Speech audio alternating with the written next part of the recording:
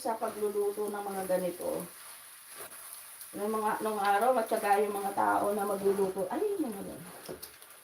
Di ba, matyaga yung mga Pilipino sa pagluluto ng kakanin.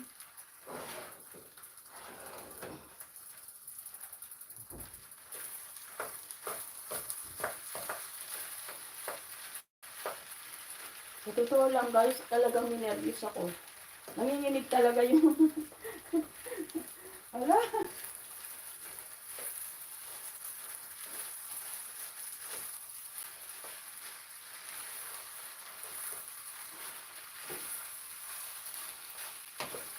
Nilagyan ko po siya ng butter guys.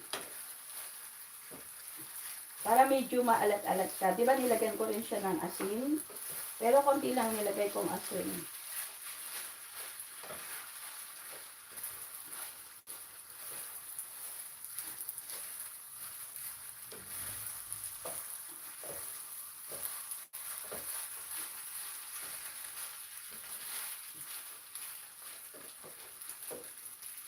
Uy!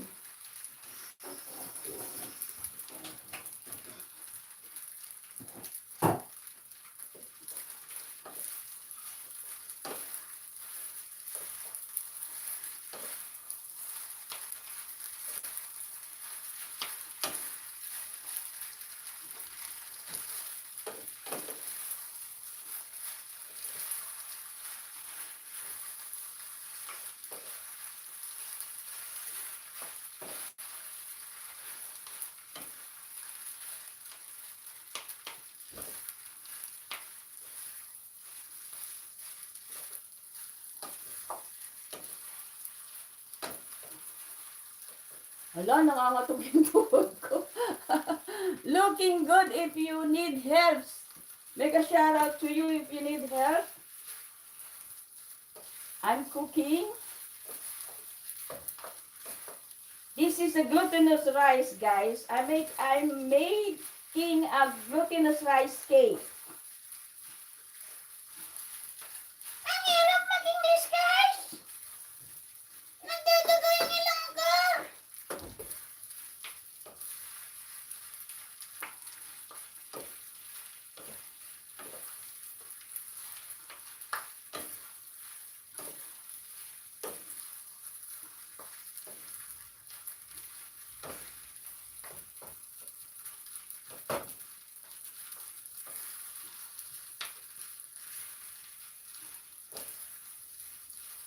Masarap na to guys, oh. Alam nyo ba yung nung araw guys, yung ginagawang gulaman at ano, yung may tawag dun sa amin, nakalimutan ko, yung malagkit lang siya na ganito, na niluluto siya tapos gulaman. Hinahanda nila sa mga padasal, ganyan, sa mga okasyon. Nakalimutan ko yung pangalan. Uy, may Alzheimer na yata ako.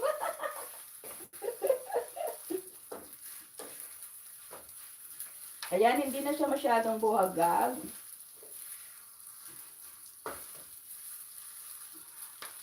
So, ayan guys. Ganyan lang. Tapos, timplan natin. Hinap ko na yung kalan guys ha.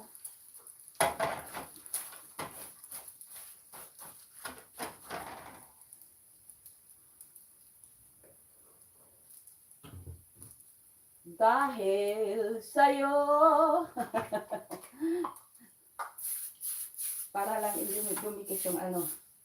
Para hindi dumikit yung malagkit. Nais kong mabuhay. Salin natin dito. Ayan. O diba? Dahil sa'yo hanggang mamatay, dapat mong tantuin, wala nang ibang giliw,